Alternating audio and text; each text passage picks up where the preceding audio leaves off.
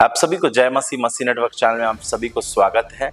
Iran उन देशों में से एक है जिसके बारे में पवित्र बाइबल में स्पष्ट रूप से भविष्यवाणी की गई है कि वह इजराइल के खिलाफ लड़ने के लिए अपने सहयोगियों को इकट्ठा करेंगे।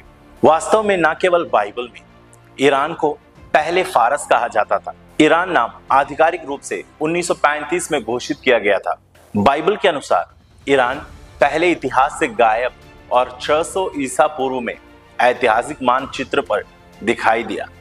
यिर्मयाह नबी ने इस तरह भविष्यवाणी किया था, मैं एलाम को उनके शत्रुओं और उनके प्राण के खोजियों के सामने विस्मित करूंगा और उन पर अपना कोप भड़काकर विपत्ति डालूंगा। और यहोवा की यह वाणी है कि तलवार को उन पर चलवाते चलवाते मैं उनका अंत कर डालूंगा। इसे पूरा करते हुए 596 ईसा पूर्व में बेबीलोन ने एलाम पर विजय प्राप्त की, लेकिन फारस के राजा साइरस महान के शासनकाल के दौरान यशायाह अध्याय 21 की भविष्यवाणी के अनुसार बेबीलोन का पतन हुआ और इस प्रकार एलाम बेबीलोन से आजाद होकर फारस के साथ जुड़ गया था, जो वर्तमान के ईरान का हिस्सा है। फारस यानी आज के ईरान के बारे में डैनियल, एस्तेर, नेहम्याह आदि भविष्यवक्ताओं की पुस्तकों में भी उल्लेख पाया जाता है। डैनियल 8 अध्याय की भविष्यवाणी की पूर्ति होते हुए वर्तमान ईरान या फारस को 331 ईसा पूर्व में सिकंदर महान के द्वारा कब्जे में ले लिया और ईरान की शाही शक्ति को नष्ट कर दिया गया था।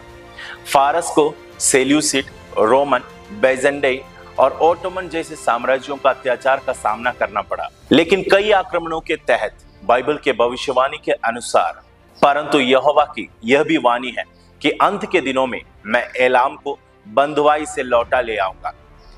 एडी 1501 में ईरान को फिर से एक देश के रूप में खड़ा किया गया था, लेकिन 1935 तक ईरान को कई स्थानों पर, विशेष रूप से पश्चिम दुनिया में, फारस के रूप में जाना जाता था। ईरान के नेतृत्व में लेबनान के हिजबुल्लाह, गाजा के हमास और यमन के हूती इजराइल के खिलाफ युद्ध की तैयारी कर रहे हैं। रूस यानी रशिया द्वारा ईरान को हथियार सौंपने की भी खबर सामने आ रही है। चीन ने भी ईरान के साथ हाथ मिलाया है। यह सब कुछ यहेजकेल 38 अध्याय और उसका 5 वचन को पूरा करता है, जहां लिखा है, अंत के लड़ाई के समय में रूस के साथ फारस भी जुड़ेंगे, यानी ईरान भी जुड़ेंगे।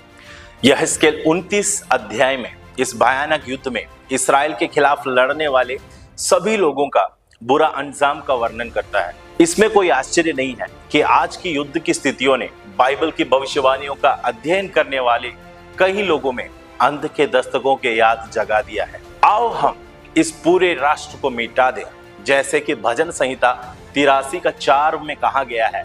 उस भविष्यवाणी के वचन को अक्षरांश में पूरा करते हुए ईरान के नेतृत्व में आतंकवाद के लिए हाथ मिलाने वाले सारे देश खुलेआम इजराइल की मौत के नारे लगा रहे हैं।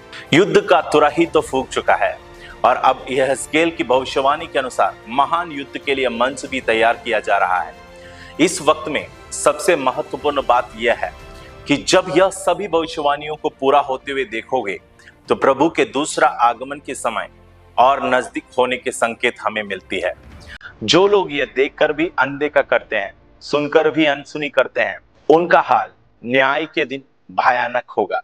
निर्बुद्धि कुंवारियों का सा हाल हमारे साथ भी ना हो, बल्कि समझदार कुंवारियों के समान दुल्हन का इंतजार करें। परमेश्वर आप सभी को इस संदेश के द्वारा आशीष दे।